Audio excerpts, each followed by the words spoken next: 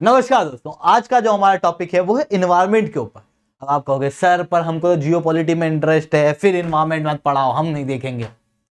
रुको, इन्वायरमेंट एक ऐसा पार्ट है जो अभी के समय पे सबसे ज़्यादा रेलेवेंट है और ये धरती के ऊपर न केवल इंसानों को बल्कि सारे जानवरों को इफेक्ट करता है। ऐसी कंडीशन में इन्वायरमेंट रिलेटेड टॉपिक पे आप लोगों का इंटरेस्ट लेना बहुत इंपॉर्टेंट है, क्योंकि आप ही इस देश के वोटर्स हो और आप ही के वोट डिसाइड करते हैं, आप ही के ओपिनियन डिसाइड करते हैं गवर्नमेंट की पॉलिसीज को।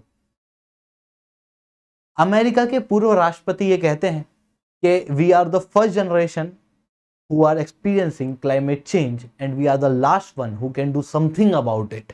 तो अब बात करते हैं कि यहाँ पर हुआ क्या है। देखो, इंडियन ओशन यानी कि हिंद महासागर जो है, बताया जा रहा है कि इस हिंद महासागर के अंदर 2100 आते आते जो तापमान होगा वो 1.4 डिग्री से लेके 3 डिग्री सेल्सियस पे पहुंच जाएगा, जिसके कारण से परमानेंट मरीन हीट वेव देखने को मिलेगी।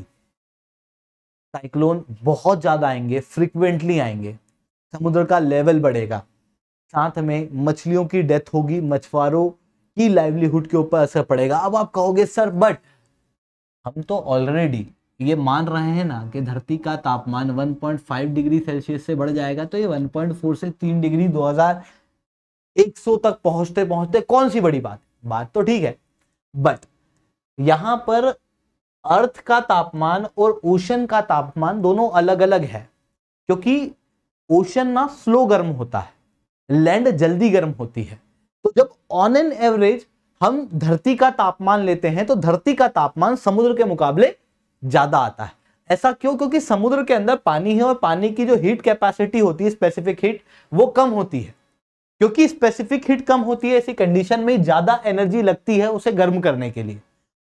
ऐसी कंडीशन में समुद्र के अंदर 1.4 से लेकर 3 डिग्री सेल्सियस तक एवरेज तापमान का बढ़ना ये काफी ज्यादा घातक देखने को मिल सकता है लॉन्ग टर्म के अंदर। किस तरीके से उसे डिटेल में चर्चा करेंगे, बट उसके पहले आप लोग मेरे साथ में SRC10 टेलीग्राम ग्रुप के ऊपर जुड़ सकते हो। मेरे क्लास की अपडेट PDF सब कुछ आपको मिल जाएगी। यूपीएससी सीटी की तैयारी करना है, इंडिया के टॉप एजुकेटर से ऑफलाइन क्लास के अंदर पढ़ना है तो दोस्तों अनअकैडमी अब ऑफलाइन आ चुका है। दिल्ली के करोलबाग मुखर्जी नगर के अंदर, प्रयागराज के सिविल लाइंस के अंदर इंडिया के टॉप एजुकेटर आप लोगों को ऑफलाइन क्लास के अंदर पढ़ा रहा है। आप चाहते हो तो इसके अंदर इनरोल कर सकते हो। अब बात आती है कि सर कैसे आप कह रहे हो कि टॉप एजुकेटर है, नाम देख सकते हो, मिल जाएंगे सबसे कम रेट में। ऑफलाइन सेंटर्स में आप दूसरी जगह जाके पता कर सकते हो, आपको पता लग जाएगा कि सबसे अच्छी क्वालिटी का कोर्स जो है सबसे कम रेट में आपको यहाँ पे मिल रहा है। अब कम रेट तो समझ में आ गया, सर सबसे अच्छी क्वालिटी कैसे समझ में आएगा? टॉपर्स है एक ऐसा प्लेटफॉर्म जहां से टॉपर्स निकले हैं, वही सबसे अच्छी क्वालिटी का कोर्स दे रहा है, वही कंप्रिहेंसिव प्रिपरेशन करा रहा है। आप यहाँ पर ध्यान से देख सकते हो कि जो टॉपर्स की फोटो लगी है वो दूसरी कोचिंगों में भी मिलेंगी, पर नीचे देखना रिसेंटली जो गवर्नमेंट की गाइडलाइंस है उसके अनुसार कोचिंग इंस्टीट्यूट को ये बताना होता है कि कौन से कोर्स के अंदर बच्चों ने इनरोल किया था, टॉपर्स ने इनरोल किया था। दूसरी कोचिंगों में जो फोटो है उसके नीचे आप टेस्ट सीरीज या इंटरव्यू गाइडेंस प्रोग्राम प्राप्त करोगे। यहाँ पर आप देख सकते हो कि डायरेक्ट अनअकैडमी के लर्नर्स हैं, तो आप भी अनअकैडमी की ऑफलाइन क्लासेस के अंदर जुड़ सकते हो। चलिए दोस्तों समझने का प्रयास करते हैं यहाँ पे हुआ क्या है। देखो, इंडियन ओशन की हम लोग बात कर रहे हैं, जहां पर ये जो नॉर्थ इंडियन ओशन है ना, ये सबसे ज्यादा भारत को इफेक्ट करता है। अब इसके अंदर तापमान का बढ़ना और ज्यादा खतरनाक इसलिए है क्योंकि अगर आप ध्यान से देखोगे तो यहाँ पर कोई कोल्ड करंट नहीं है। कोल्ड करंट क्या होता है? अगर मैं कहूं पानी है तो पानी इक्वेटर पे भी है, पानी ऊपर पोलर रीजन में भी है, तो पोल का पानी ठंडा है या फिर इक्वेटर का?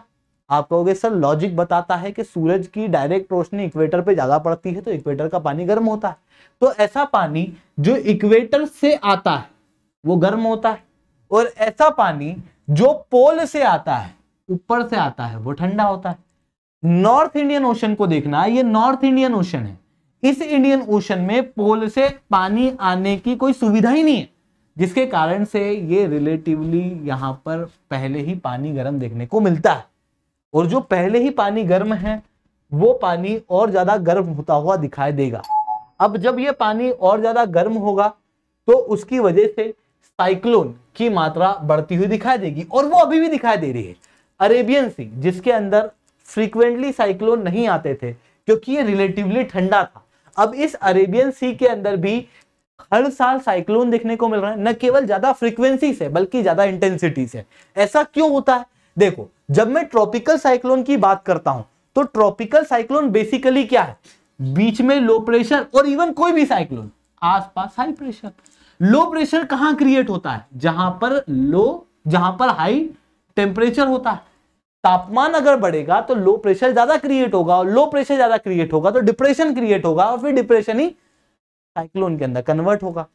और साइक्लोन को बनाने के लिए सबसे पहली चीज, समुद्र के अंदर 27 डिग्री सेल्सियस का तापमान चाहिए, जो इजीली अचीव हो जाएगा फिर 1.5 से 3 डिग्री सेल्सियस अगर तापमान बढ़ता है तो। वहीं ओशन के ऊपर, अब इंडियन ओशन तो खुद ही ओशन है, पानी की फुल अवेलेबिलिटी है। लेटेंट हीट ऑफ कंडेंसेशन होना चाहिए, जो ऑब्वियसली पानी जब इवोपरेट होता है तो वहां पर ये पानी में लेटेंट हीट ऑफ कंडेंसेशन आई जाती है। इन सारी कंडीशन के चलते जो साइक्लोन्स है उनकी फ्रीक्वेंसी जो है वो ज्यादा बढ़ती हुई दिखाई देगी, जो काफी ज्यादा हानिकारक देखने को मिलेगा, क्योंकि जान मान की हानि देखने को मिलेगी। वहीं आपने कभी इस चीज को ऑब्जर्व किया है कि जो चीज ठंड में होती है ना वो सिकुड़ जाती है। कोई भी मटेरियल ठंड में ना सिकुड़ जाता है, और जब उसका तापमान गर्म होता है तो फैलने लगता है, चाहे वो पानी हो चाहे वो और भी कोई चीज हो। जैसे फॉर एग्जाम्पल ये सॉलिड है। सॉलिड क्यों है? क्योंकि इसके पार्टिकल पास पास हैं, है ना?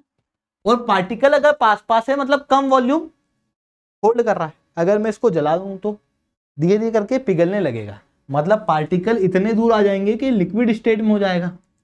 मतलब तापमान के गर्म करने पे कोई सी भी चीज एक्सपांड करती है ना? कोई सी भी चीज अगर एक्सपांड करती है तो फिर समुद्र का पानी भी एक्सपांड करेगा, जिसके कारण से थर्मल एक्सपांशन होगा, जिसके कारण से समुद्र का लेवल बढ़ेगा। अब हमारे जो अधिकतर शहर हैं, भारत के बड़े बड़े शहर, उनके नाम अपने मन में लो। आप बोलोगे सर बेंगलोर है, चेन्नई है, दिल्ली है, मुंबई है, कोलकाता है। इनमें अधिकतर शहर, मैंगलोर है, गोवा है, इनमें अधिकतर शहर जो आपके दिमाग में आ रहे हैं वो कैसे हैं? पोर्ट सिटी हैं, क्योंकि पोर्ट सिटी ऐसी सिटी होती है जहां से एक्सपोर्ट करना आसान होता है, और अंग्रेजों द्वारा जनरली इन पोर्ट सिटी को ज़्यादा डेवलप किया गया था, ज़्यादा आबादी वहां देखने को मिलेगी। वो जो पोर्ट सिटी है वो डूबने लगेंगी, समुद्र का लेवल बढ़ेगा तो, जिसके कारण से क्लाइमेट रिलेटेड माइग्रेशन भारत में बढ़ेगा, पॉपुलेशन डेंसिटी बढ़ेगी, ये प्रॉब्लम हमको देखने को मिलेगी। इसके अलावा अगर मैं वार्म वाटर की बात करूं, यानी कि गर्म पानी की बात करूं, तो गर्म पानी की खास बात क्या है कि गर्म पानी कम ऑक्सीजन को कंज्यूम कर सकता है। मतलब अगर आपको 2 पानी दिए जाएं, एक ठंडा एक गर्म है, तो गर्म पानी में ऑक्सीजन की मात्रा कम होगी, ठंडे पानी में ऑक्सीजन की मात्रा ज्यादा देखने को मिलती है। अब अगर पानी गर्म होगा तो पानी में ऑक्सीजन की कमी हो जाएगी, और अगर पानी में ऑक्सीजन की कमी हुई तो सोचो जरा कि क्या वहां पर मछलियां रह पाएंगी? और अगर मछलियां नहीं रहेंगी मतलब क्या होगा? मांस में मछलियों की डेथ होने लगेगी। जो अभी रिसेंटली अमेरिका के अंदर इवेंट देखने को मिला टेक्सास में, जहां पर मास फिश किलिंग हुई है, इसके पीछे कई सारे कारण थे, और एक बड़ा कारण ये था कि अमेरिका के टेक्सास के यहाँ पर गल्फ ऑफ मैक्सिको देखने को मिलता है, जो गर्म पानी का एक बड़ा सोर्स है। वहां पर काफी ज्यादा गर्म पानी देखने को मिलता है, क्योंकि चारों तरफ से लैंडलॉक्ड है, वो तीनों तरफ से लैंडलॉक्ड है, 4 तरफ से नहीं, सॉरी 3 तरफ से लैंडलॉक्ड है, इनक्लोज्ड है जमीन के अंदर। ऐसी कंडीशन में तापमान के ज्यादा होने से ऑक्सीजन की कमी होती है, और फिर उसके बाद में मछलियों की डेथ होती है।